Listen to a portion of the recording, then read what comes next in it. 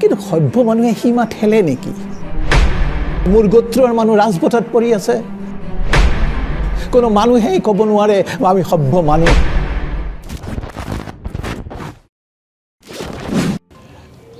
নমস্কাৰ, কম্বা চহৰৰ মজিয়ালৈ আমি আকৌ আহিছোঁ।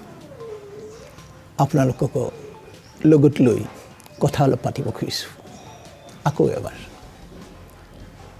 এই যে ইংৰাজসকল বৰ সভ্য, আমেৰিকানসকল বৰ সভ্য, এনেকুৱা ধৰণৰ কথা কয়, কিন্তু সভ্য মানুহে সীমা ঠেলে নেকি? বা আনক আগ্ৰাসন কৰিব, আনক গ্ৰাস কৰিবলৈ খোজে নেকি?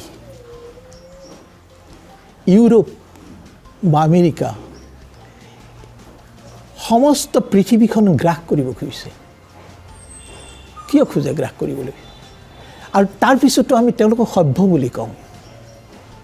আচলতে সভ্যতা হ'ল ইতিহাসৰ লক্ষ্য। সভ্যতা হ'ল ইতিহাসৰ লক্ষ্য। আমি তালৈকে গৈ আছোঁ।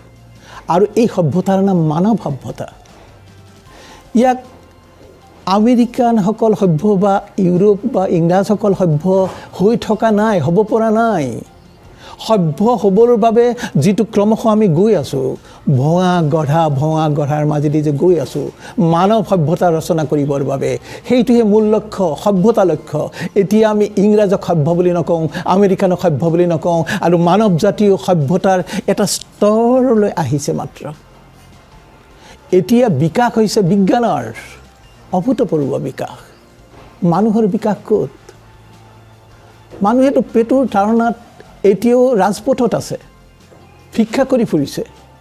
তাৰপিছতো আমি আমাৰ গোত্ৰৰ মানুহ যেতিয়া ৰাজপথত পৰি থাকে, অপমানিত হ'ব লাগে।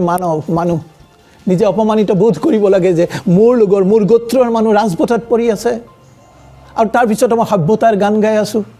আমি সভ্য হ'ব পৰা নাই। সভ্য হ'বৰ বাবে অনুশীলন কৰিবৰ হ'ল, আৰু অনুশীলন কৰিবৰ বাবেই নতুন নতুন বিদ্ৰোহৰ জন্ম হৈছে যুগে যুগে। এই যে যুগে যুগে বিদ্ৰোহ বিপ্লৱবোৰ হয় মানুহ হোৱাৰ সাধনাত, অমানৱীয়তাৰ বিৰুদ্ধে যুদ্ধ কৰিবৰ বাবেই, মানৱতাৰ ক্ষেত্ৰখন ৰচনা কৰিবৰ বাবেই মানুহে প্ৰতিনিয়ত এখন যুদ্ধ কৰি আহিছে।